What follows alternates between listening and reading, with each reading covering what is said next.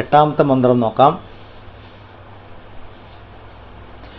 യേഷ സുപ്തേഷു ജാഗർത്തേ കാമം കാമം പുരുഷോ നിർമിമാണഃ തദേവ ശുക്രം തദ്ബ്രഹ്മ തദേവാമൃതമുച്യതേ തസ്മിൻ ലോക ശ്രുതാഃ സർവേ തതു നാത്യേതി കശ്ചന ഏതദ്വൈ തത്. കർമ്മഗതി അനുസരിച്ച് നാനാവിധ ഭോഗസുഖങ്ങളെ പ്രദാനം ചെയ്തുകൊണ്ടിരിക്കുന്ന ജീവാത്മസ്വരൂപിയായ ഈ പുരുഷൻ എന്ന് പറഞ്ഞാൽ ജീവനെക്കുറിച്ചാണ് പറയുന്നത്. കർമ്മത്തിൻ്റെ ഇതിനനുസരിച്ചിട്ട് ഓരോ ലോകങ്ങളെയും സങ്കല്പിച്ചുണ്ടാക്കിക്കൊണ്ടിരിക്കുന്ന ഈ പുരുഷൻ എന്ന് പറഞ്ഞ ജീവൻ ഉറക്കത്തിലും ഉണർന്നിരിക്കുന്നു, പ്രളയകാലത്തിൽ പോലും ഉണർന്നു പ്രവർത്തിക്കുന്നു. അത്യന്ത വിശുദ്ധമായ ബ്രഹ്മം അതുതന്നെ, അമൃതവും അതുതന്നെയെന്ന് പറയപ്പെടുന്നു. എല്ലാ ലോകങ്ങളും അതിൽ കൂടിച്ചേർന്നിരിക്കുന്നു, ഒന്നും തന്നെ അതിനെ അതിവർത്തിക്കുന്നില്ല. ഇത് തന്നെയാണ് നീ ചോദിച്ച ആ പരമാത്മാവ്. ഇനി ഇതുവരെ പറഞ്ഞു സങ്കല്പമാണെന്ന്. ഈ സങ്കല്പങ്ങളെല്ലാം സംഭവിക്കുന്നത് നമ്മൾ എപ്രകാരം സ്വപ്നം കാണുമ്പോൾ നമ്മളുടെ ഉള്ളിൽ ഇതൊക്കെ സംഭവിക്കുന്നു, അതുപോലെ എല്ലാ അനുഭവങ്ങളും ബ്രഹ്മത്തിൻ്റെ ഉള്ളിലെ കർമ്മഗതി അനുസരിച്ചുള്ള സങ്കല്പം മാത്രമാണ്. അതിന് നമ്മൾ സാക്ഷിയായിരിക്കുന്നു. പ്രളയകാലത്തിൽ പോലും സാക്ഷിയായിരിക്കുന്നു. എല്ലാം ലയിച്ചിരിക്കുന്ന അവസ്ഥയ്ക്കാണ് പ്രളയകാലം പറയാം, അല്ലാതെ വെള്ളപ്പൊക്കമല്ല. അങ്ങനെ പലരും മനസ്സിലാക്കി വെച്ചിട്ടുണ്ട്. പ്രളയം പറഞ്ഞാൽ വെള്ളപ്പൊക്കമാണ്. എല്ലാം ലയിച്ചിരിക്കുന്ന അവസ്ഥ. ഉദാഹരണത്തിന് നമ്മളുടെ ഉറക്കം, അതൊരു പ്രളയകാലമാണ്. എല്ലാം ലയിച്ചിരിക്കുക, പിന്നെ നമ്മൾ ഉണരും. അതുപോലെ സ്വപ്നലോകങ്ങൾ മാറി വരുന്ന ജാഗ്രത സ്വപ്ന സുഷുപ്തിയൊക്കെ മാറി വരുമ്പോൾ ഇതിനൊക്കെ സാക്ഷിയായിട്ട് നമ്മളിൽ ജീവചൈതന്യം തുരീയാവസ്ഥയിൽ ആത്മാവായിട്ടിരിക്കുന്നു. ആ സാക്ഷിയാണ് ബ്രഹ്മം. അതാണ് എപ്പോഴുമുള്ളത്. അതിൽ ജനനവും മരണവും ഉണ്ട് എന്ന് തോന്നുന്നു, പ്രതീതി മാത്രമാണ്. അജ്ഞാനം ഉള്ളിടത്തോളം കാലം നമുക്ക് ഈ ഓർമ്മയുണ്ടാവില്ല. ഇതൊക്കെ പറഞ്ഞിരിക്കുന്നത് ഒരു ഓർമ്മ പുതുക്കലിന് മാത്രമാണ്. നമ്മളും എന്തൊക്കെയോ മറന്നുപോയി. ഞാൻ ആരാണ് എന്ന് മറന്നുപോയി. അപ്പോൾ അത് ഓർമ്മിക്കണം. ഈ ഓരോ തത്വം ഇതിപ്പം നമ്മൾ ഓരോരുത്തർ ചോദിക്കും, ഇതിപ്പോൾ നമ്മൾ കാണാപ്പാഠം പഠിക്കണോ, നന്നായിട്ട് ചൊല്ലണോ? അതൊക്കെ നല്ലത് തന്നെയാണ്. കാണാപ്പാഠം പഠിക്കാൻ നന്നായിട്ട് ചൊല്ലാം, അതിനൊന്നും ഒരു കുഴപ്പമില്ല. ഉച്ചാരണശുദ്ധി, അലങ്കാരവും സമാസമൊക്കെ നല്ലത് തന്നെയാണ്. പക്ഷേ ഇതിൻ്റെ പർപ്പസ് അതല്ല. പർപ്പസ് എന്താണ്? നമ്മളെ ഓർമ്മിക്കുക എന്നുള്ളതാണ്. നമ്മൾ ആരാണ് എന്ന ഓർമ്മ. ഈ കാണുന്ന അനുഭവങ്ങളൊക്കെ ഞാൻ എന്തിനു സങ്കല്പിച്ചു? അല്ല, ചിലർക്ക് കണ്ടില്ല ജീവിതം മുഴുവൻ ദുഃഖങ്ങൾ, എനിക്ക് എന്നും ഭാഗ്യദോഷ പറയും. ആരും ഉത്തരവാദി? നമ്മൾ ദൈവത്തിന് കുറ്റം പറയും. ദൈവം അല്ല, ദൈവം ചൈതന്യവത്താക്കി എല്ലാത്തിനും നമ്മുടെ സകല സങ്കല്പങ്ങളെയും സാധിച്ചു തന്നു. സങ്കല്പിച്ച ആളാണ് പ്രശ്നം ഉണ്ടാക്കുന്നത്. യോഗവാസിഷ്ടത്തിൽ ഇതിനെക്കുറിച്ച് പ്രത്യേകിച്ച് പറഞ്ഞിട്ടുണ്ട്. സങ്കല്പങ്ങൾ എങ്ങനെ ജഗത്തായിട്ട് അനുഭവപ്പെടുന്നു എന്നുള്ളത്. അപ്പോൾ യോഗവാസിഷ്ടം വായിക്കുന്നവർക്ക് ഇത് വേഗം മനസ്സിലാവും എന്താണ് ഈ പറഞ്ഞിരിക്കുന്നത് എന്നുള്ളത്. ഇതിലിപ്പോൾ എന്താന്ന് പറഞ്ഞാൽ നമ്മളിപ്പോൾ ജീവിച്ചുകൊണ്ടിരിക്കുക നമ്മുടെ ഡെയിലി ലൈഫിൽ നമുക്ക് ഒരുപാട് സുഹൃത്തുക്കളുണ്ട്, ഒരുപാട് ശത്രുക്കളുണ്ട്, കുറേ നല്ല ബന്ധങ്ങളുണ്ട്, കുറേ മോശ ബന്ധങ്ങളുണ്ട്. നല്ല ബന്ധങ്ങൾ മോശമായിട്ട് തോന്നും, മോശമായ ബന്ധങ്ങൾ നന്നായി എന്ന് വരും. ഇതൊക്കെ നമ്മളെ അനുഭവത്തിലുള്ളതാണ്.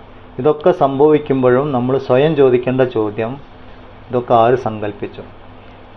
ഈ അനുഭവങ്ങളൊക്കെ ഒരു സിനിമയായിട്ട് കാണുകയാണെങ്കിൽ ആരാണ് ഇതിൻ്റെ സ്ക്രിപ്റ്റ് എഴുതിയത്? ആരാണിത് ഡയറക്റ്റ് ചെയ്തത്? ഇതാണ് ചോദിക്കേണ്ടത്. അപ്പോഴാണ് നമുക്ക് നമ്മളുടെ അഹങ്കാരം എന്ന ഉത്തരത്തിലെത്തുക. അഹങ്കാരത്തിന് തന്നെയാണ് അജ്ഞാനം എന്ന് പറയുന്നത്.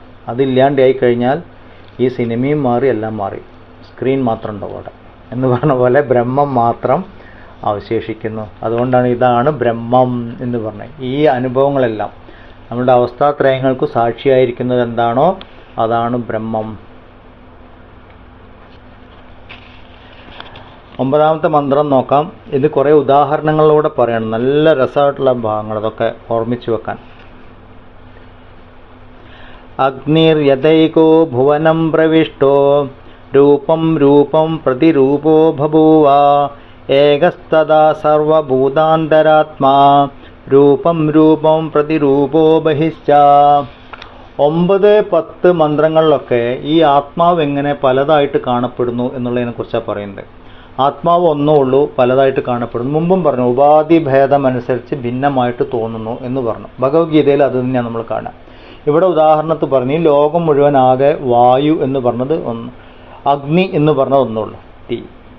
പക്ഷേ ഈ അഗ്നി ഓരോ സ്ഥലത്തും ഓരോ വിധത്തിലാണ് കാണാം. ഇപ്പോൾ പടക്കത്തിലെ അഗ്നി, വിറകിലെ അഗ്നി, പിന്നെ വേറെ വലിയ പൊട്ടിത്തെറിയിലെ അഗ്നി, അങ്ങനെ ഓരോ സ്ഥലത്തും ഓരോ രൂപത്തിൽ കാണണം. അഗ്നി എന്തിനെയാണോ അവിടെ ആശ്രയിക്കുന്നത് അതിനനുസരിച്ച് അഗ്നിയുടെ രൂപം വ്യത്യസ്തമായിട്ട് അനുഭവപ്പെടുന്നു. അതുപോലെ ആത്മാവ് ഓരോ ഉപാധിയിലൂടെയും കാണപ്പെടുമ്പോൾ വ്യത്യസ്തമായിട്ട് കാണപ്പെടുന്നു. അപ്പോൾ ഇങ്ങനെ നമ്മൾ പല ദേഹങ്ങളായിട്ട് നമ്മൾ പരസ്പരം കാണുന്നുണ്ടെങ്കിലും ആത്മാവിൻ്റെ തലത്തിൽ എല്ലാവരും ഒന്നാണ്. പല പല ജീവന്മാരില്ല, ആത്മാവ് മാത്രമേ ഉള്ളൂ, പല പല ജീവന്മാരില്ല. ഇത് ആത്മജ്ഞാനികളുടെ ദൃഷ്ടി കൂടെ നോക്കുമ്പം ഇങ്ങനെ അവർ കാണാം. അവരെല്ലാവരും ഈശ്വരനായിട്ടാണ് കാണാം, എല്ലാം ഈശ്വര സ്വരൂപമാണെന്നാണ് പറയാം. നമ്മൾ കാണുമ്പം എല്ലാവരും വേറെ വേറെ, എല്ലാവരും വേറെ വേറെ എന്ന് മാത്രമല്ല, ഭാഷയുടെ കാര്യത്തിൽ വ്യത്യാസം, ജാതിയുടെ കാര്യത്തിൽ വ്യത്യാസം, നിറത്തിൻ്റെ കാര്യത്തിൽ വ്യത്യാസം, പഠിപ്പിൻ്റെ കാര്യത്തിൽ വ്യത്യാസം. നമ്മൾ ഭിന്നതകൾ ഒരുപാട് സൃഷ്ടിച്ചു വെച്ചിരിക്കുന്നു. എത്രത്തോളം ഭിന്നതകൾ സൃഷ്ടിക്കുന്നു അത്രത്തോളം അജ്ഞാനത്തിൻ്റെ അളവ് കൂടുതലാണ്. ഇനി ഒരാളോട് ഇഷ്ടം ഇഷ്ടക്കുറവ് ഇതൊക്കെ തോന്നുന്നത് ഈ അജ്ഞാനം കാരണമാണ്. ഇതൊക്കെ ഈ മന്ത്രത്തിൽ നിന്ന് ഭഗവാൻ പറഞ്ഞു. ഈ അഗ്നിയെ ഉദാഹരണമാക്കിയിട്ട് പറഞ്ഞു, പലതായിട്ട് തോന്നുന്നത് ഉപാധികളുമായിട്ടുള്ള ബന്ധം കൊണ്ട്. അപ്പോൾ എനിക്ക് ഈ ശരീരവുമായിട്ട് ബന്ധമുള്ളത് കാരണം എനിക്ക് ബാക്കിയുള്ള ശരീരമൊക്കെ വേറെ വേറെ ആയിട്ട് കാണും. അവരെല്ലാവരും കൂടി ചെയ്യുന്ന ഒരു തീരുമാനം, കർമ്മങ്ങൾ, ഇതെല്ലാം കൂടി സംസാര അനുഭവമായിട്ട് അനുഭവപ്പെടും. ഇത് ഈ അജ്ഞാനത്തിൻ്റെ തലത്തിലുള്ള. ഓരോ ശരീരവും ഈശ്വരൻ തന്നെയാണ്, ഈശ്വരൻ്റെ പ്രകടനമാണ്, ഇല്ലെങ്കിൽ ഈശ്വരീയ ശക്തിയിൽ താൽക്കാലികമായിട്ട് തോന്നുന്നതാണ്. ഇതാണ് ജ്ഞാനികളുടെ തലം. അവർക്കത് കാരണം ആരോടും ദേഷ്യവും ഇല്ല, വിരോധവും ഇല്ല, ഒന്നുമില്ല, എല്ലാം ഒരുപോലെയാണ് അവരെ സംബന്ധിച്ചിടത്തോളം. 10ാമത്തെ മന്ത്രത്തിലും ഇങ്ങനെ തന്നെ പറയണു, വായുർ യഥേകോ ഭുവനം പ്രവിഷ്ടോ രൂപം രൂപം പ്രതിരൂപോ ബഭൂവ ഏകസ്തദാ സർവഭൂതാന്തരാത്മാ രൂപം രൂപം പ്രതിരൂപോ ബഹിശ്ച.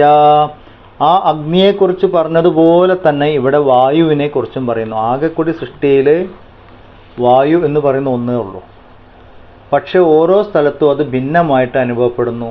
ഒരു റൂമിനകത്ത് കയറുമ്പോൾ ആ റൂമിനകത്തെ വായു, കുടത്തിനകത്താണ് കുടത്തിനകത്തെ വായു, പെട്ടീൻ്റെ അകത്തെ വായു, പെട്ടി വായു, കുടം വായു, വീട് വായു എന്നൊക്കെ നമ്മൾ പറയുന്നു. ശരിക്കും എന്താണ്? വായു മാത്രമേ ഉള്ളൂ. ബാക്കി ഓരോ അതിൻ്റെ ആ കവർ ഉള്ളത് കാരണം, അതിർത്തികളുള്ളത് കാരണം വേറെ വേറെയായിട്ട് തോന്നപ്പെടുന്നു. ഇവിടെ ഈ അതിർത്തി എന്ന് പറയുന്ന അഹങ്കാരമാണ്. വേറെ വേറെയായിട്ട് തോന്നപ്പെടാൻ കാരണം അതാണ്. ഭിന്നത്വം കാണണം. ഭിന്നത്വത്തിൽ നിന്ന് ഏകത്വത്തിലേക്ക് പോകണം. ഇതാണ് നമ്മളിപ്പം ഭഗവത്ഗീതയിലാണെങ്കിലും വിഭൂതി യോഗം, വിശ്വരൂപ ദർശന യോഗം, ഇവിടെയൊക്കെ ഇതാ പറയണം. ഒന്നിനെ പലതായിട്ട് കാണുക, പലതും കൂടി ചേർന്ന് ഒന്നായിട്ട് കാണുക. ഇപ്പം നമ്മൾ ഒരു ടവറിലാണ് താമസിക്കുന്നതെന്ന് വിചാരിക്കുക. അപ്പോൾ ഫസ്റ്റ് ഫ്ലോറിലെ വായു, സെക്കൻഡ് ഫ്ലോറിലെ വായു, തേർഡ് ഫ്ലോറിലെ വായു, ഇങ്ങനെ വേറെ വേറെ വായു ഒന്നുമില്ല. പക്ഷെ തൽക്കാലം അങ്ങനെയൊക്കെ ഉണ്ട് താനും നമുക്ക് തോന്നുന്നു. അപ്പോൾ ആ ചുമരം കെട്ട് ഇടിഞ്ഞു പോയി എന്ന് വിചാരിക്കുക. ബിൽഡിംഗ് ഇല്ല, ബിൽഡിംഗ് അവർ ഡിമോളിഷ് ചെയ്ത് കളഞ്ഞു. അപ്പോഴെവിടെ പോയി ആ വായു? പല വായു ഇല്ലായിരുന്നു, ഒറ്റ വായു തന്നെ ഉള്ളായിരുന്നു അവിടെ. അപ്പോൾ ആ തൽക്കാലം ആ ചുമരുകൾ ഉള്ളത് കാരണം വേറെ വേറെയായിട്ട് തോന്നി എന്ന് പറയുന്നത് പോലെ. ഇനിയിപ്പോൾ നമ്മൾ ഒരു ബക്കറ്റിൽ കുറച്ച് മഷി കലക്കിയെന്ന് വിചാരിക്കാം, കളർ വെള്ളം ഉണ്ടാക്കി, നീല കളറുള്ള വെള്ളം. എന്നിട്ട് അത് പലതരം കുപ്പികളിൽ നിറച്ച് വെച്ചു. നീണ്ട കുപ്പി, ഉരുണ്ട കുപ്പി, പരന്ന കുപ്പി, ചെറിയ കുപ്പി, വലിയ കുപ്പി, ചതുരത്തിലുള്ള കുപ്പി, വട്ടത്തിലുള്ള കുപ്പി, ഇങ്ങനെ പല പല ബോട്ടിലുകളിൽ ഈ വെള്ളം നിറച്ച് വെച്ചു. എല്ലാത്തിലും ഉള്ളത് നീല നിറമാണ്. പക്ഷെ നമ്മൾ കാണുന്നത് എന്തായിരിക്കും? ചതുരത്തിലുള്ള നീല, വട്ടത്തിലുള്ള നീല, നീളത്തിലുള്ള നീല, ഉരുണ്ട നീല, പല പല നീല കളറുകളായിട്ട് കാണുന്നു. കാരണം ആ നീല ജലം ഉൾക്കൊള്ളുന്ന ഉപാധി, ആ ബോട്ടിലുകളുടെ ഷേപ്പ് വ്യത്യാസമുണ്ട് എന്ന് പറഞ്ഞതുപോലെ ആത്മതത്വം ഒന്നാണ്. അത് പല പല ശരീരത്തിലൂടെയും മനസ്സിലൂടെയും ബുദ്ധിയിലൂടെയും പ്രകടമാകുമ്പോൾ വേറെ വേറെയായിട്ട് തോന്നപ്പെടുന്നു. അപ്പോൾ നമ്മൾ എന്തൊക്കെ കാണുമ്പോൾ ഉള്ളിലേക്ക് കാണണം. അതാണ് ഉള്ളിലേക്ക് കാണുക പറഞ്ഞത്. ദിവ്യചക്ഷു, അറിവിൻ്റെ കണ്ണിലൂടെ കാണുക എന്ന് പറയാം. ഈ കണ്ണുകൊണ്ട് നമ്മൾ സാധാരണ നഗ്നനേത്രങ്ങളെ കൊണ്ട് അത് നമുക്ക് കാണാൻ പറ്റില്ല. ഓരോരുത്തരും നമ്മൾ വ്യക്തികളായിട്ട് തന്നെ കാണുള്ളൂ. പക്ഷെ ഓരോ വ്യക്തിയായിട്ടും കാണപ്പെടുന്ന ദേഹത്തിനെ ചലിപ്പിക്കുന്ന ശക്തി അത് സെയിമാണ്, അത് തമ്മിൽ വ്യത്യാസമില്ല. ഇപ്പോൾ ഈ ഗണപതി കാലമായി എല്ലായിടത്തും ഡെക്കറേഷനാണ്, പലയിടത്തും പലവിധം ഡെക്കറേഷൻ, പിന്നെ കളറുണ്ട്, ഫാനുണ്ട്, പലതും നമ്മൾ കണ്ടുകൊണ്ടിരിക്കുന്നു, കറങ്ങുന്നതും തിരിയുന്നതും ഒക്കെ കാണുന്നുണ്ട്. ഇതിലൊക്കെ ഉള്ളത് ഒരു കറണ്ടാണ്, ഒറ്റ കറണ്ട്. അത് തന്നെ പല രീതിയിലുള്ള ബൾബ് കൂടെ വരുമ്പോൾ പല കളറായിട്ട് കാണപ്പെടുന്നു. അപ്പോൾ നമ്മൾ നീല ബൾബ്, പച്ച ബൾബ് എന്നൊക്കെ പറയും. പക്ഷെ ഇതിലൊക്കെ ഉള്ള കറണ്ട് എന്താണെന്ന് ചോദിച്ചാൽ ഒറ്റ കറണ്ട്, അത് തമ്മിൽ വ്യത്യാസമില്ല. ഇതുപോലെയാണ് നമ്മൾ ഓരോ വ്യക്തിയെയും കാണുമ്പോൾ, അല്ലെങ്കിൽ ഈ ജഗത്തിലേക്ക് നോക്കുമ്പോൾ നമുക്ക് ബോധിക്കേണ്ടത്. ഇതിൻ്റെയൊക്കെ ഉള്ളിൻ്റെ ഉള്ളിലുള്ളത് ഒരേ തത്വമാണ് എന്നുള്ളത് ബോധിക്കണം. ഇതാണ് തത്വത്തിലെ ഭക്തി എന്നൊക്കെ പറയുന്നത്. എല്ലാത്തിലും ഇപ്പം നമ്മൾ അമ്പലങ്ങളിൽ പോകുമ്പോൾ ഓരോ ഈശ്വരന്മാർ വേറെ വേറെയാണ് എന്ന് പറയും. ഗണപതിക്ക് ഏത്ത ഇടണം, പിന്നെ ഭഗവതിക്ക് പായസം വെക്കണം, ഗുരുവായൂരപ്പന് വേറെ എന്താണ് പാൽപ്പായസം വെക്കണം, ഇങ്ങനെ ഓരോ വഴിപാട്, ഇതൊക്കെ മനുഷ്യൻ തീരുമാനിച്ചു വെച്ചാണ്. നമ്മൾ ഓരോ പുരാണ കഥകളെയും പിന്നെ ഐതിഹ്യങ്ങളെയൊക്കെ അടിസ്ഥാനമാക്കിയിട്ട് നമ്മൾ തീരുമാനിച്ചു വെച്ചാണ് ഇതൊക്കെ, ഈ ദൈവത്തിന് ഇതാണ് ഇഷ്ടം. ഇപ്പോൾ കേരളത്തിൽ പോയി കഴിഞ്ഞാൽ ഗണപതിക്ക് ഉണ്ണിയപ്പം ഇഷ്ടമാണ്, മഹാരാഷ്ട്രയിൽ ഗണപതിക്ക് ഉണ്ണിയപ്പമല്ല ഇഷ്ടം, ഇവിടെ മോദകമാണ് ഇഷ്ടം, ഈ നാട്ടുകാർക്ക് അതാണ് ഇഷ്ടം. അപ്പോൾ അത് കാരണം ഇവിടുത്തെ ഗണപതിക്ക് അതാണ്. ഇനി വേറെ ഏതെങ്കിലും നാട്ടിൽ പോയിട്ടുണ്ടെങ്കിൽ അവിടുത്തെ ഗണപതിക്ക് വേറെ ചിലതായിരിക്കും ഇഷ്ടം ഉണ്ടാവുക. ഇത് മനുഷ്യ സങ്കല്പിക്കുന്നതാണ്. നമ്മൾ ഈ അജ്ഞാനം കുറേ കാലം കൊണ്ട് നടക്കുമ്പം അത് സത്യമായിട്ട് നമുക്ക് തോന്നും. ഇതൊക്കെ ഭക്തി വർദ്ധിക്കാനൊക്കെ, പക്ഷേ ഇതിൽ കുടുങ്ങിപ്പോകരുത്. ഗണപതിയെ നമ്മൾ പൂജിച്ച് ഗണപതി ആരാണ് എന്ന് ചോദിക്കുന്നതിന് പകരം ഗണപതി എന്താണ് എന്ന് ചോദിക്കണം. അതുപോലെ ദേവി ആരാണെന്ന് ചോദിക്കണം, ദേവി എന്താണ്, ഇതാണ് ശരിക്കുള്ള ചോദ്യം. ഞാനും ദേവിയും കൂടി എന്താ ബന്ധം, ഇല്ലേ ഞാനും ഗണപതിയും കൂടി എന്താ ബന്ധം? ഇങ്ങനെ അന്വേഷണം തുടങ്ങുമ്പോൾ ആത്മാന്വേഷണമായി. അപ്പോഴാണ് നമ്മൾ തത്വത്തിലെ ഭക്തിയിലേക്ക് ഉയരുക. ഇപ്പോൾ വിഷ്ണു സഹസ്രനാമം, ലളിതാ സഹസ്രനാമം ഇതൊക്കെ എടുത്തു വെച്ച് ഇതിൻ്റെയൊക്കെ വ്യാഖ്യാനം നോക്കിക്കഴിഞ്ഞാൽ എല്ലാം ഒന്നാണ്, ഒന്നും തമ്മിൽ വ്യത്യാസമില്ല. ഇങ്ങനെ ഈ വ്യത്യാസമില്ല, എല്ലാം ഒന്നാണ് എന്നറിയുമ്പോൾ അത് തത്വത്തിലെ ഭക്തിയായി. അതിൻ്റെ ഉദാഹരണമാണ് ഇപ്പോൾ ഇവിടെയൊക്കെ പറഞ്ഞു തന്നിരിക്കുന്നത്. 11ാമത്തെ മന്ത്രം നോക്കാം. സൂര്യോ യഥാ സർവലോകസ്യ ചക്ഷു ന ലിപ്യതേ ചക്ഷുഷൈർബാഹ്യദോഷൈഃ ഏകസ്തദാ സർവഭൂതാന്തരാത്മാ ന ലിപ്യതേ ലോകദുഃഖേന ബാഹ്യഃ. സർവലോകസ്യ ചക്ഷു സൂര്യ, എല്ലാ ലോകത്തിൻ്റെയും പ്രകാശകനായ സൂര്യൻ ജീവികളുടെ കണ്ണിൻ്റെ ദോഷങ്ങളാൽ എപ്രകാരം ബാധിതനാവുന്നില്ലയോ, അതുപോലെ എല്ലാ ജീവികളുടെയും അന്തർയാമിയും ഏകനുമായ പരമാത്മാവ് ലോകസാധാരണമായ ദുഃഖത്താൽ ബാധിതനാവുന്നില്ല. എന്തുകൊണ്ടെന്നാൽ പരമാത്മാവ് അവയ്ക്കെല്ലാം അതീതനാണ്. എല്ലാ ലോകാനുഭവങ്ങളും എന്ന് പറയുമ്പോൾ നമ്മളിപ്പോൾ മുമ്പ് പറഞ്ഞ പോലെ നമ്മളുടെ ജാഗ്രത സ്വപ്ന അവസ്ഥകൾ, അപ്പോഴേ നമുക്ക് ലോകാനുഭവം ഉള്ളൂ. സുഷുപ്തിയിൽ എല്ലാവരും അനുഭവം ഒന്നാണ്, ഒന്നും അറിഞ്ഞില്ല എന്ന അനുഭവത്തിലാണ് എല്ലാവരും. അപ്പോൾ ലോകസാക്ഷിയായ സൂര്യൻ, ഈ ലോകത്ത് നടക്കുന്ന സകലതിനെയും സൂര്യൻ സാക്ഷിയാണ്. വെളിച്ചത്ത് സൂര്യൻ്റെ വെയിലത്ത് നടക്കുന്ന കാര്യമൊക്കെ സൂര്യൻ കാണുന്നുണ്ട്. പക്ഷെ അതൊന്നും സൂര്യനെ ബാധിക്കുന്നില്ല. നേരം വെളുക്കുമ്പം ജോലിക്ക് പോകുന്നതും ഷിഫ്റ്റ് കഴിഞ്ഞ് വരുന്നതും പിന്നെ എന്താണ് കച്ചവടക്കാർ വരുന്നതും കച്ചവടം നടക്കുന്നതും എല്ലാം സൂര്യൻ കാണുന്നുണ്ട്. മഴ പെയ്യുന്നതും വെള്ളം ഒലിച്ചു പോകുന്നതും ഇപ്പം പ്രകൃതി ദുരന്തം ഉണ്ടായതും രക്ഷാപ്രവർത്തനമൊക്കെ സൂര്യൻ. പക്ഷെ സൂര്യന് വ്യത്യാസമൊന്നുമില്ല, അതൊന്നും സൂര്യനെ ബാധിക്കുന്നില്ല. കാരണം സൂര്യൻ സാക്ഷി മാത്രമാണ്. എന്ന് പറഞ്ഞതുപോലെ നമ്മളുടെ ഉള്ളിലെ ജീവാത്മാവായിരിക്കുന്ന പരമാത്മാവ്, ജീവാത്മബോധത്തിൽ ഭാവത്തിലിരിക്കുന്ന പരമാത്മാവ് നമ്മളുടെ എല്ലാ അനുഭവങ്ങളെയും കാണുന്നുണ്ട്, അറിയുന്നുണ്ട്. പക്ഷെ ഇതൊന്നും ആത്മാവിനെ ബാധിക്കില്ല. കാരണം അത് ജാഗ്രത സ്വപ്ന സുഷുപ്തിക്ക് അതീതമാണ്, സാക്ഷിയാണ്. ലളിതാ സഹസ്രനാമത്തിൽ ആ മന്ത്രം കാണും, ജാഗ്രത സ്വപ്ന സുഷുപ്തീനാം സാക്ഷിഭൂത്യേ നമോ നമഃ പറയും. ഇത് നമ്മളുടെ നിത്യ അനുഭവമാണ്. അപ്പം ഈശ്വരൻ എവിടെയെന്ന് നോക്കണമെങ്കിൽ നമ്മളുടെ ഉള്ളിലേക്ക്, ഞാൻ ഉണർന്നിരിക്കുമ്പോഴും സ്വപ്നം കാണുമ്പോഴും ഉറങ്ങിക്കിടക്കുമ്പോഴും ആരൊക്കെയാണോ എന്തൊക്കെ അനുഭവങ്ങളാണോ സാക്ഷിയായിട്ടിരുന്നത്, അനുഭവങ്ങൾക്കാണോ സാക്ഷിയായിരുന്നത്, ആ സാക്ഷിയാണ് ഞാൻ. ഈ കർമ്മങ്ങളൊന്നും എന്നെ ബാധിക്കുന്നില്ല. ആത്മജ്ഞാനി ഒരു കർമ്മവും ബാധിക്കുന്നില്ല എന്ന് പറയാൻ കാരണം എന്താണ്?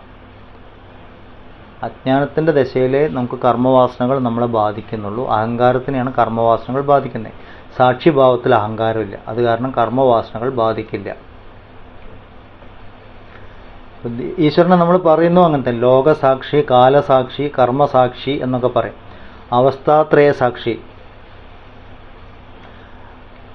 അപ്പം ഈ സാക്ഷിഭാവമാണ് യഥാർത്ഥത്തിലുള്ള പരമാത്മാവ്. അത് തന്നെയാണ് നമ്മളുടെ ജീവാത്മാവായിട്ട് ഇരിക്കുന്നത്, നമ്മളെ ദേഹവുമായിട്ട് താതാത്മ്യത്തിലിരിക്കുന്നത്, അതായത് ഞാനായിട്ട് ഇരിക്കുന്നത്, ഈ ബോധം ഇരിക്കുന്നത്. ഇത് തന്നെയാണ്, ഈ ഉള്ളിലുള്ള ഞാൻ തന്നെയാണ് പുറത്തുള്ള ഞാൻ. അകത്തും പുറത്തൊക്കെ ഉള്ള ഒരേ ആത്മാവാണ്. ഈ ഉപാധി സംബന്ധം കാരണം, ദേഹസംബന്ധം കാരണം വേറെ വേറെ ആയിട്ട് തോന്നുന്നത് എപ്പോഴും ഓർമ്മിക്കാനുള്ളത്. അപ്പം ഞാൻ തന്നെ ഇപ്പോൾ എത്രയോ പ്രാവശ്യം പറഞ്ഞു കഴിഞ്ഞത്. അപ്പോൾ ഇതെപ്പോഴും ഓർമ്മിച്ചുകൊണ്ടിരിക്കണം നമ്മൾ, അകത്തും പുറത്തും. എപ്പോഴും നമ്മൾ പറയില്ല ഈശ്വരൻ സർവ്വവ്യാപിയാണ്, ഈശ്വരൻ സർവ്വവ്യാപിയാണ്, എല്ലാം എല്ലായിടത്തും വ്യാപിച്ചിരിക്കുന്നു എന്ന് പറയുമ്പോൾ നമുക്ക് തോന്നും ഭൂമി മുഴുവൻ ദൈവം വ്യാപിച്ചിരിക്കുകയാണ്. അങ്ങനെയല്ല, ഈശ്വരനിലാണ് ഇതെല്ലാം ഉള്ളത്. ഇപ്പോൾ ഭഗവത്ഗീതയിൽ എന്താ പറഞ്ഞു? ഈ സൃഷ്ടി മുഴുവൻ എൻ്റെ ഒരു ചെറിയ അംശം മാത്രമാണെന്ന് പറയണം. പുരുഷസൂക്തം അത് തന്നെ പറയണം, ഈ ബ്രഹ്മത്തിൻ്റെ ചെറിയൊരു അംശം മാത്രമാണ് സൃഷ്ടിയായിട്ടിരിക്കുന്നത് എന്ന്. അപ്പോൾ ഈ ആത്മാവിലാണ് ഈ ലോകം മുഴുവൻ, നമ്മളുടെ എല്ലാ അനുഭവങ്ങളും വന്നു നിന്നു പോകുന്നത്. അത് ആ സൃഷ്ടിയുടെ ധർമ്മമാണ്, വന്നു നിന്നു പോവുക എന്നുള്ളത്. അതിനാധാരമായിരിക്കുന്ന ആത്മാവാണ് ഞാൻ എന്നുള്ളത്. അതിന് ജനനമോ മരണമോ ഇല്ല. ഇതാണ് 11ാമത്തെ മന്ത്രം നമുക്ക് പറഞ്ഞു തരുന്നത്. എൻ്റെ ഉള്ളിലിരിക്കുന്ന ഞാൻ എന്നതിന് ഒരിക്കലും കർമ്മം കാരണം അതിനെ ബാധിക്കുന്നില്ല എന്നാൽ തത്വം നമുക്ക് ഓർമ്മിച്ച് വെക്കണം. 12ാമത്തെ നോക്കാം. ഏകോ വശി സർവഭൂതാന്തരാത്മാ ഏകം രൂപം ബഹുധാ യകരോതി തമാത്മസ്തം യേ അനുപശ്യന്തി ധീരാഃ തേഷാം സുഖം ശാശ്വതം നേതരേഷാം.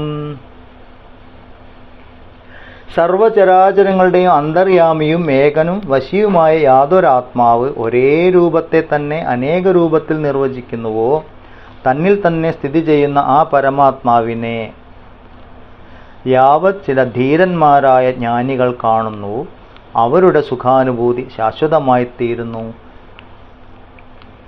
മറ്റുള്ളവരുടേത് അങ്ങനെ ആവുന്നില്ല. ആർക്കാണ് ശാശ്വതമായ സുഖം? നമ്മളുടെയൊക്കെ സുഖം ഇല്ലെങ്കിൽ ശാന്തി എന്ന് പറഞ്ഞ തൽക്കാലമാണ്. കുറച്ച് നേരത്തേക്ക് ഉണ്ടാവും ശാന്തി, പിന്നെ അശാന്തിയായി. സ്ഥിരമായ ശാന്തി, സ്ഥിരമായ ആനന്ദം ആർക്കാണ്? അതിനാണ് ശാശ്വത സുഖം. തന്നിൽ തന്നെ അന്തര്യാമിയായിരിക്കുന്ന ചൈതന്യമാണ് സർവവ്യാപകമായിരിക്കുന്നത്. അതിലാണ് ഇതെല്ലാം വന്നു നിന്നു പോകുന്നത് എന്നറിയുന്ന ആള്. ഈ അറിയുന്ന ആളെയാണ് നമ്മൾ ആത്മജ്ഞാനി എന്ന് പറയുന്നത്. അതിനിവിടെ പറഞ്ഞിരിക്കുന്ന പേര് ധീര എന്നാണ്. ധീര എന്ന് പറഞ്ഞാൽ ധൈര്യമുള്ളവൻ എന്ന് തോന്നുന്നു. അപ്പം ഇപ്പോൾ എല്ലായിടത്തും പോയിട്ട് അടിയുണ്ടാക്കുന്ന ആളാണെന്നൊക്കെ തോന്നി. അങ്ങനെയല്ല ധീര. ആത്മജ്ഞാനിയാണ് ധീരൻ എന്ന് പറയുന്നത്. ആത്മജ്ഞാനിയുടെ എന്താ പ്രത്യേകത? എൻ്റെ അന്തര്യാമിയായിരിക്കുന്ന ആത്മാവ് തന്നെയാണ് സകലത്തിലും വ്യാപിച്ചിരിക്കുന്ന ആത്മാവ്, സകലതുമായിരിക്കുന്ന ആത്മാവ്. സകലതും വ്യാപിച്ചിരിക്കുക എന്ന് പറയുമ്പോൾ നമ്മൾ ജന്തുക്കളുടെ എല്ലാം അന്തര്യാമി ആയിരിക്കുന്നു ആത്മാവ് തന്നെയാണ് എൻ്റെയും അന്തര്യാമി. പക്ഷെ അത് മാത്രമാണോ? അല്ല. പുറത്ത് വായുവും ജലവും ആകാശവും വൃക്ഷങ്ങളും എല്ലാം ആയിരിക്കുന്നു അത് തന്നെയാണ്. ഈ ബോധത്തിലിരിക്കുന്ന ആൾ ആത്മജ്ഞാനി എന്ന് പറയും. വീണ്ടും ഇവിടെ ഈ രജ്ജു സർപ്പ ഭ്രാന്തി തന്നെ നമുക്ക് ഓർമ്മിക്കാനുള്ളത്. ഇപ്പോൾ കയറിനെ കണ്ട് പാമ്പായി എന്ന് വിചാരിച്ചാൽ ആ പാമ്പിൻ്റെ മേലുള്ള സകല ഡിസൈനും കയറ് തന്നെയാണ്. പക്ഷെ കയറിനെ കാണാത്തിടത്തോളം കാലം നമ്മൾ അതിൻ്റെ വള്ളിയും പുള്ളിയൊക്കെ കണ്ട് പത്തിയും ചിഹ്നവും ഒക്കെ കണ്ട് അത് പാമ്പാണ് പറയും. പക്ഷെ ആത്മജ്ഞാനിയെ സംബന്ധിച്ചിടത്തോളം ഈ വള്ളിപുള്ളിയൊന്നല്ല കാണുന്നത്. അവരതിന് അടിസ്ഥാനമായിട്ടുള്ള കയറിനെ കാണും. കയറിനെ പാമ്പായി തെറ്റിദ്ധരിക്കുകയാണെന്ന് അവർക്കറിയാം. അതുപോലെ ഈ സൃഷ്ടിയെ കാണുമ്പോൾ ആത്മാവിനെ സൃഷ്ടിയായി തെറ്റിദ്ധരിക്കണം. ഇതൊന്നുകൂടി മനസ്സിലാക്കാൻ എളുപ്പം, ആത്മാവിനെ നമ്മളുടെ മനസ്സിലൂടെ കാണുമ്പോൾ ജഗത്തായി കാണുന്നു. ഇതാണ് ഏറ്റവും എളുപ്പം ഓർമ്മിക്കാനുള്ളത്. ആത്മാവിനെ അല്ലെങ്കിൽ പരമാത്മാവിനെ, ബ്രഹ്മത്തിനെ മനസ്സിലൂടെ കാണുമ്പോൾ ജഗത്തായി കാണപ്പെടുന്നു.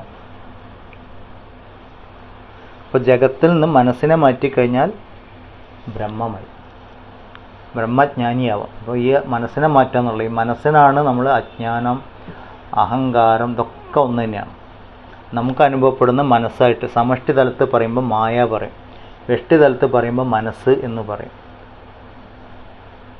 അപ്പോൾ മനോനാശം കൊണ്ട് ബ്രഹ്മജ്ഞാനിയാവാം എന്ന് പറയുന്നത് ഇതുകൊണ്ടാണ്. ജഗത്തിൻ്റെ ശരിയായ സ്വരൂപം നമുക്ക് മനസ്സിലാവും. ഇതാദ്യം ബുദ്ധിയുടെ തലത്തിലാണ് അറിയേണ്ടത്. ബുദ്ധിയുടെ കണ്ണിലൂടെയാണ് ഈ സത്യത്തിനെ കാണാൻ ശ്രമിക്കേണ്ടത്. പിന്നെ അത് അനുഭൂതിയിലേക്ക് എത്തും.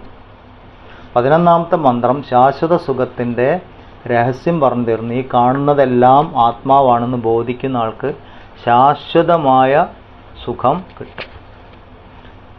നമ്മളെല്ലാവരും അന്വേഷിക്കുന്നത് അതിനെ തന്നെ. എല്ലാവരും കർമ്മങ്ങളിലൂടെ അന്വേഷിക്കുന്ന ആനന്ദത്തെയാണ്. സകല കർമ്മത്തിൻ്റെയും പിന്നിലെ ചേതോവികാരം എന്താണ്, പ്രചോദനം, നല്ല മോട്ടിവേറ്റിംഗ് ഫാക്ടർ എന്താണ് എന്ന് ചോദിച്ചാൽ ആനന്ദ അന്വേഷണമാണ്. പക്ഷെ നമുക്ക് സ്ഥിരമായിട്ട് കിട്ടുന്നുണ്ടോ? ഇല്ല. കാരണം നമ്മൾ തെറ്റായ സ്ഥലത്താണ് അന്വേഷിക്കുന്നത്. അതാണ്.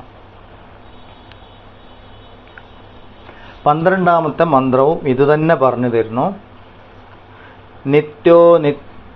നിത്യോ അനിത്യാനാം ചേതനാനാം ഏകോ ബഹൂനാം യോ വിദദാതി കാമാൻ തമാത്മസ്ഥം യേ അനുപശ്യന്തി ധീരാഃ തേഷാം ശാന്തി ശാശ്വതി നേതരേഷാം. യാതൊരു പരമാത്മാവ് നിത്യവസ്തുവായിട്ടിരിക്കുന്നുവോ, ജീവന്മാരുടെയും ജീവനായിട്ടിരിക്കുന്നുവോ, ഏകനാണെങ്കിലും സകല ജീവികളുടെയും ആഗ്രഹങ്ങളെ നിറവേറ്റിക്കൊടുക്കുന്നുവോ, തന്നിൽ തന്നെ സ്ഥിതി ചെയ്യുന്ന ആ പരമാത്മാവിനെ ധീരന്മാരായ ജ്ഞാനികൾ സാക്ഷാത്കരിക്കുന്നു. അവരുടെ സമാധാനം എന്നെന്നും നിലനിൽക്കുന്നതാണ്.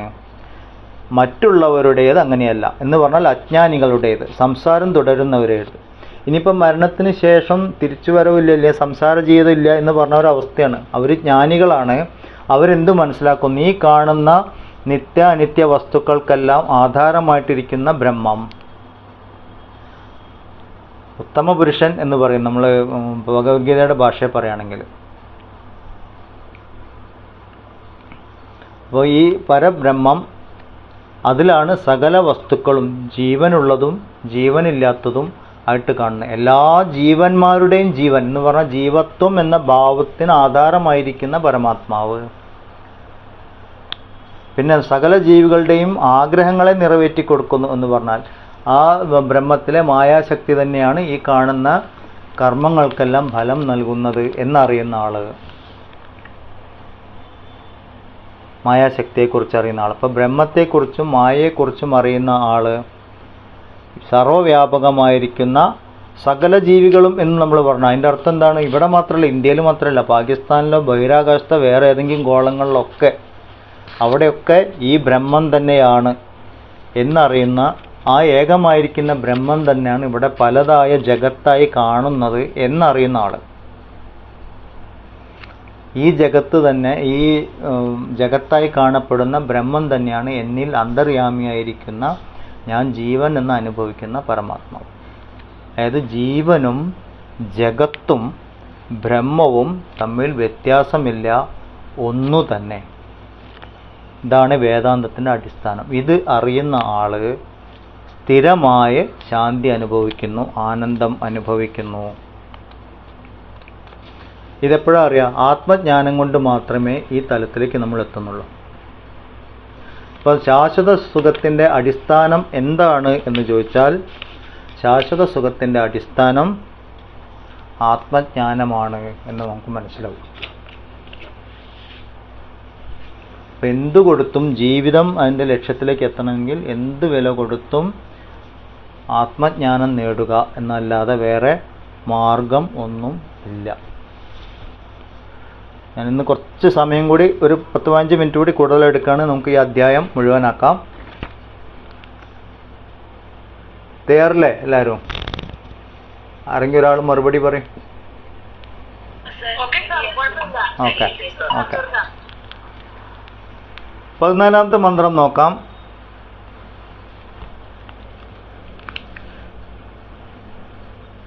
തദേതതിഥി മന്യന്തേ അനിർദേശം പരമം സുഖം കഥം നു തദ്വിജാനീയാം കിമുഭാതി വിഭാതി വാ.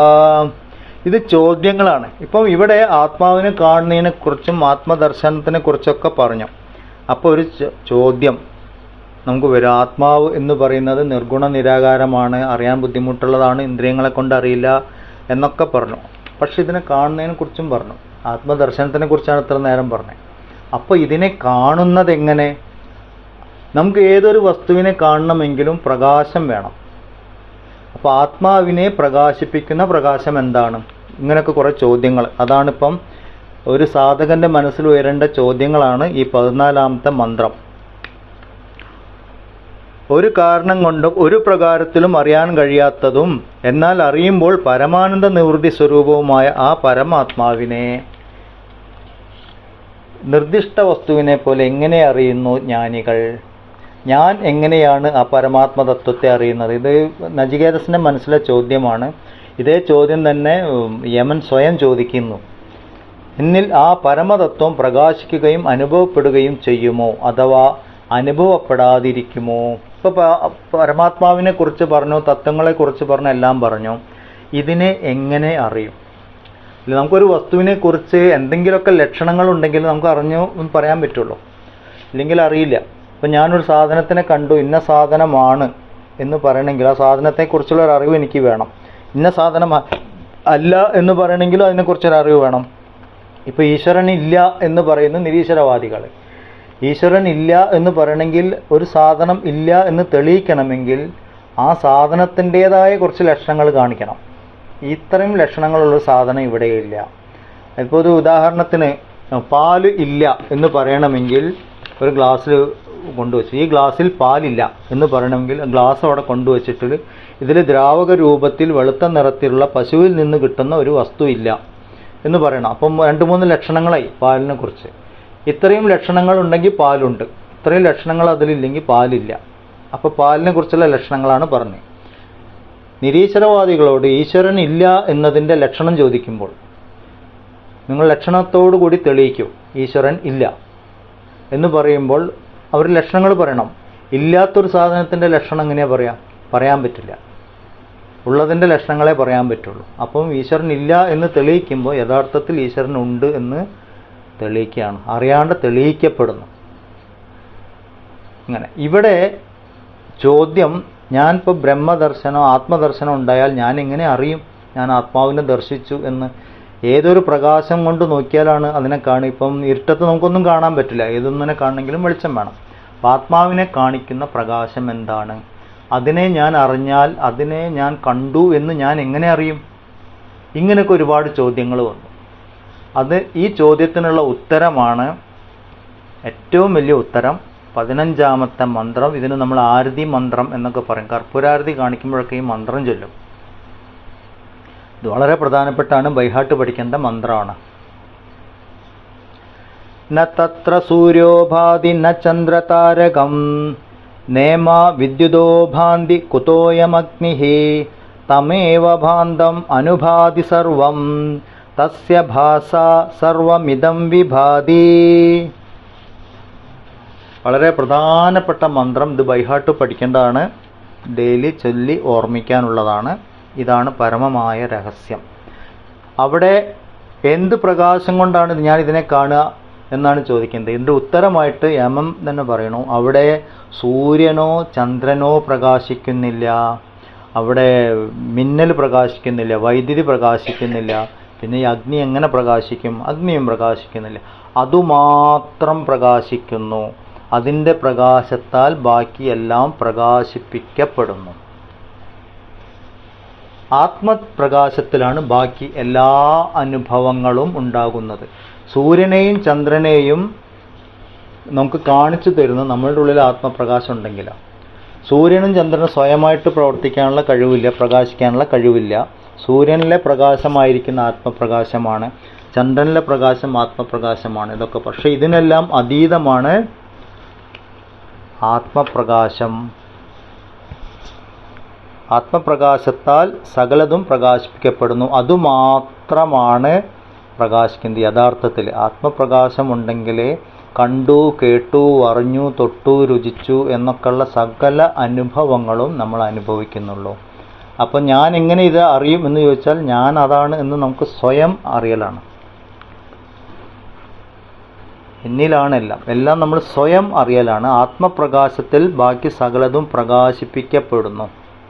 ഇത് നമ്മൾ ഭഗവത്ഗീതയിലും 5ാം അധ്യായത്തിൽ ഇത് കാണും. ന തദ് ഭാസയത്തെ സൂര്യോ ന ശശാങ്കോ ന പാവകഃ യദ് ഗത്വാ ന നിവർത്തന്തേ തദ്ധാമ പരമം മമ പുരുഷോത്തമ യോഗത്തിൽ ഈ ശ്ലോകം നമ്മൾ കാണും. അവിടെ ഇതന്നെ പറയുന്നത്, സൂര്യനോ ചന്ദ്രനോ പ്രകാശിക്കുന്നില്ല, അവിടെ വൈദ്യുതി പ്രകാശിക്കുന്നില്ല, പിന്നെ അഗ്നി പ്രകാശിക്കുന്നില്ല എന്ന് പറഞ്ഞാൽ ഇതിനൊക്കെ പ്രകാശിക്കണമെങ്കിൽ ആത്മപ്രകാശം വേണം. ആത്മപ്രകാശം മാത്രമേ ഉള്ളൂ, ബാക്കിയെല്ലാം അതിൻ്റെ സാന്നിധ്യത്തിൽ അനുഭവപ്പെടുകയാണ്. ആത്മപ്രകാശത്തിൻ്റെ സാന്നിധ്യത്തിലാണ് ഈ ജീവിതം നമുക്ക് അനുഭവപ്പെടുന്നത്. ജനനവും മരണവും അതിനിടയ്ക്കുള്ള ജീവിതം എന്ന അനുഭവങ്ങളും എല്ലാം അനുഭവപ്പെടുന്നത് ആത്മപ്രകാശത്തിലെ കാഴ്ചകൾ മാത്രമാണ്. ഇതാണ് ഈ ശ്ലോകത്തിൻ്റെ അർത്ഥം. അതോടുകൂടി ആ മരണാനന്തര ജീവിതത്തിനെക്കുറിച്ചും പുനർജന്മത്തിനെക്കുറിച്ചും എല്ലാം ഇവിടെ കഴിഞ്ഞു. ഈ സത്യം, ഈ പ്രകാശം, ആത്മാവ് മാത്രമാണ് സത്യമായിട്ടുള്ളത്. ബാക്കിയെല്ലാം ദൃശ്യങ്ങളാണ്. ദ്രഷ്ടാവ് ആത്മാവ് മാത്രമാണ്. ദൃശ്യങ്ങളൊന്നും സത്യമല്ല, ഒക്കെ അസത്താണ്. അപ്പം നമ്മൾ എന്തൊരനുഭവം ഉണ്ടെങ്കിലും ആ അനുഭവത്തിനെ പ്രകാശിപ്പിക്കുന്നതാര്? അതാണ് സത്യം. നമ്മളുടെ ശ്രദ്ധ അങ്ങോട്ട് മാറണം. ഇപ്പം നമ്മൾ ഇതാ ഒരു ക്ലാസ് ചെയ്തുകൊണ്ടിരിക്കണു, കേട്ടുകൊണ്ടിരിക്കണു, അറിഞ്ഞുകൊണ്ടിരിക്കണു. ഇത് നമ്മൾ അറിയണമെങ്കിൽ നമ്മളുടെ ആത്മചൈതന്യം ഉണ്ടാവണം. ആത്മപ്രകാശം ഉള്ളത് കൊണ്ടാണ് ഇത് അറിയുന്നത്. നമ്മളെല്ലാവരും അതാണ്. അതിൽ നമ്മളുടെ അഹങ്കാരം കൊണ്ട് വേറെ വേറെ ശരീരങ്ങളായും വേറെ വേറെ ലോകങ്ങളായിട്ടും അറിയുന്നു. അപ്പം അത് അജ്ഞാനമാണ്. ആ അജ്ഞാനത്തിനെ നമ്മളിപ്പോൾ അറിയുന്നുണ്ട് എന്ന് പറഞ്ഞാൽ ആത്മപ്രകാശത്തിൽ അജ്ഞാനം പ്രകാശിപ്പിക്കപ്പെട്ടു. അപ്പോൾ നമുക്കറിയാം. ഏറ്റവും ഉള്ള നല്ലൊരു ഉദാഹരണം പറയുകയാണെങ്കിൽ, ഏതൊരു വസ്തുവിനെ കാണണമെങ്കിലും പ്രകാശം വേണമെന്നോ. പക്ഷെ ഇരുട്ടിനെ കാണാൻ ഏത് പ്രകാശം? ഇരുട്ടെവിടെയെന്ന് നമ്മൾ ടോർച്ച് അടിച്ച് നോക്കിയാൽ കാണുക. ഇരുട്ടെവിടെയെന്ന് ഒരു ലൈറ്റ് എടുത്തിട്ട് തെരഞ്ഞു പോയി. ഒരിക്കൽ സൂര്യൻ ചോദിച്ചു എന്നാണ്, ഈ ഇരുട്ട് പറഞ്ഞാൽ എന്താ സാധനം, ഞാൻ ഇതുവരെ കണ്ടില്ലല്ലോ. സൂര്യൻ എങ്ങനെ ഇരുട്ടിനെ കാണാൻ പറ്റുക? സൂര്യൻ എവിടെ പോയി അവിടെ ഇരുട്ടില്ലാണ്ടിയോ എന്ന് പറഞ്ഞതുപോലെ. പക്ഷെ ഇരുട്ടിനെയും വെളിച്ചത്തിനെയും കാണണമെങ്കിൽ നമ്മളുടെ ഉള്ളിൽ ആത്മപ്രകാശം വേണം. ഇരുട്ടിനെയും കാണിക്കുന്ന പ്രകാശം ആത്മപ്രകാശം, അങ്ങനെ പറയാം. നമ്മൾ അറിയുന്നുണ്ട്, വെളിച്ചമുള്ളതും വെളിച്ചമില്ലാത്തതും നമ്മൾ അറിയുന്നുണ്ട്. ഇരുട്ട്, അപ്പോൾ നമ്മളുടെ ഉള്ളിൽ ആ പ്രകാശമുണ്ട്. ഇരുട്ടിനെയും പ്രകാശിപ്പിക്കുന്ന പ്രകാശം. പ്രകാശിപ്പിക്കുക എന്ന് പറഞ്ഞാൽ അനുഭവപ്പെടുത്തുക എന്നാണ് അർത്ഥം. അല്ലാതെ ഇങ്ങനെ വെളിച്ചം അടിച്ചു നോക്കുന്ന പോലില്ല. സുഖം പ്രകാശിപ്പിക്കപ്പെട്ടു, സുഖം എന്ന അനുഭവം ഉണ്ടായി. ദുഃഖം പ്രകാശിപ്പിക്കപ്പെട്ടു, ദുഃഖം എന്ന അനുഭവം ഉണ്ടായി. അപ്പോൾ പ്രകാശിപ്പിക്കപ്പെട്ടു എന്ന് പറഞ്ഞാൽ പ്രകാശം വേറെയാണ്, ആത്മപ്രകാശം. ഞാൻ ആത്മപ്രകാശമാണ്. സുഖവും ദുഃഖവും ഞാനല്ല. അത് ഒരനുഭവം എന്നിലൂടെ കടന്നു പോകുന്നു. നമ്മൾ അതിനോട് ചേർന്ന് ഒട്ടിക്കഴിഞ്ഞാൽ ഞാൻ സുഖി, ദുഃഖത്തിനോട് ചേർന്ന് ഒട്ടിക്കഴിഞ്ഞാൽ ഞാൻ ദുഃഖി, ഇങ്ങനെയായി. ഇത് രണ്ടും അജ്ഞാനമാണ്. യഥാർത്ഥത്തിൽ മനസ്സും ബുദ്ധിയും ചേർന്ന് സുഖമായിരിക്കുന്നത് ഞാൻ അറിയുന്നു, മനസ്സും ബുദ്ധിയും ചേർന്ന് ദുഃഖമായിരിക്കുന്നത് ഞാൻ അറിയുന്നു, മനസ്സ് നിരാശപ്പെടുന്നത് ഞാൻ അറിയുന്നു. ഞാൻ അറിയുന്നു പറഞ്ഞാൽ പ്രകാശിപ്പിക്കപ്പെടുന്നു. അതാണ് ഈ മന്ത്രം പറഞ്ഞത്. ആത്മപ്രകാശത്തിലാണ് ജീവിതം എന്ന അനുഭവം പ്രകാശിപ്പിക്കപ്പെടുന്നത്, നമുക്ക് അനുഭവപ്പെടുന്നത്. അപ്പോൾ ആ പ്രകാശമാണ് ഞാൻ. ഓരോ വ്യക്തിയും നമ്മളുടെ ഉള്ളിൽ ഞാൻ ഞാൻ ഞാൻ എന്ന ബോധം, നമ്മളുടെ അവസ്ഥാത്രയങ്ങൾക്ക് സാക്ഷിയായിരിക്കുന്ന ആ ബോധമാണ് സത്യം. അതിൽ ബാക്കിയെല്ലാം വന്നു നിന്നു പോകുന്നു. ഇതാണ് ഈ മന്ത്രത്തിൽ നിന്ന് മനസ്സിലാക്കാനുള്ളത്. ന തത്ര സൂര്യോഭാതി ന ചന്ദ്രതാരകം നേമ വിദ്യുതോ ഭാന്തി കുതോയമഗ്നിഃ തമേവ ഭാന്തം അനുഭാതി സർവം തസ്യ ഭാസ സർവമിദം വിഭാതി. ഓം ശാന്തി ശാന്തി ശാന്തി. ഇത് അറിയുന്നവരെന്തായാലും ചൊല്ലുന്നുണ്ടാവും. അറിയാത്തവർ ഈ മന്ത്രം കാണാതെ പഠിക്കുക. വീട്ടിൽ ആരതി കാണിക്കുന്ന സമയത്ത് വിളക്ക് കത്തിക്കുമ്പോഴോ അല്ലെങ്കിൽ കർപ്പൂരാരതി ചെയ്യുമ്പോഴൊക്കെ ഈ മന്ത്രം ജപിക്കുക. കാണാതെ പഠിക്കുക. വീട്ടിൽ ആരതി കാണിക്കുന്ന സമയത്ത് വിളക്ക് കത്തിക്കുമ്പോഴോ അല്ലെങ്കിൽ കർപ്പൂരാരതി ചെയ്യുമ്പോഴൊക്കെ ഈ മന്ത്രം ജപിക്കുക. എന്നിട്ട് ജപിച്ചാൽ പോരാ, ഓർമ്മിക്കണം. ആത്മപ്രകാശത്തെക്കുറിച്ച് ഓർമ്മിക്കണം. നമ്മൾ ഒരു പരിപാടി തുടങ്ങുമ്പോൾ വിളക്ക് കത്തിക്കുമ്പോഴും പിന്നെ കർപ്പൂരാരതി ചെയ്യുമ്പോഴില്ല. കർപ്പൂരാരതിൻ്റെ അർത്ഥം തന്നെ എന്താണ്? അവനവൻ്റെ കർമ്മവാസനകളെ പൂർണ്ണമായി ജ്ഞാനാഗ്നിയിൽ ദയിപ്പിക്കുക. അതാണ് കർപ്പൂരാരതിയുടെ അർത്ഥം. അപ്പോഴാണ് ഈ മന്ത്രം ചൊല്ലേണ്ടത്, ജ്ഞാനാഗ്നി. ഇതോടുകൂടി രണ്ടാമത്തെ വല്ലി, 2-ാം അധ്യായം 2-ാമത്തെ വല്ലി